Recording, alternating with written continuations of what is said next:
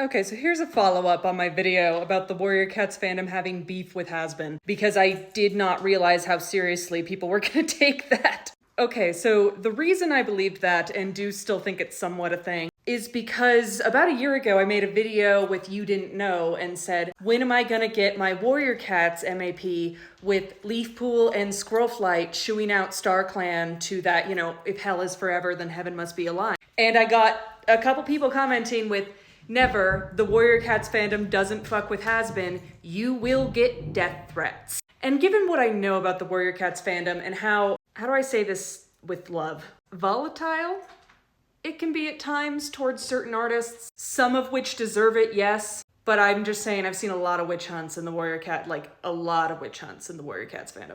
That didn't shock me at all. That this somewhat controversial show, especially among young, very online furry artists, would be banned from this space that largely includes young, very online artists. But I did not mean that Warrior Cats and Hazbin Hotel are fighting in each other's comment section like the Invincible fandom or the Doom fandom. Nobody is sending Hazbin fans fan art of Scourge ripping out the intestines of Husk, though I kind of want them to. That sounds hilarious. That's not happening. I just thought it was kind of funny where it's oh, so does the Warrior Cats fandom have an unspoken rule?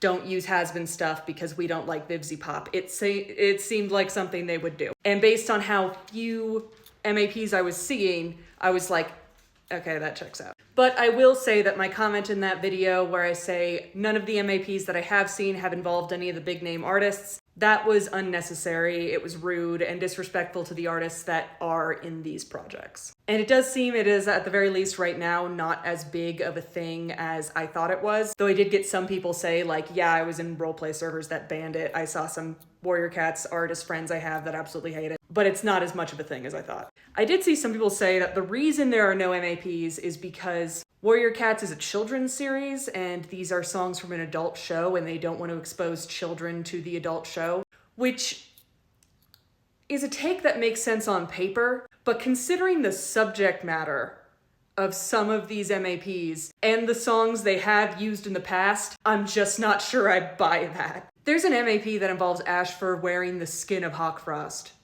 and it's really good. But this fandom's not scared of adult themes. Obviously, I'm not saying Warrior Cats fandom, you must do this. I just thought it was kind of funny. I never meant for it to be that serious. I never meant for it to be like a declaration. I just thought it was funny.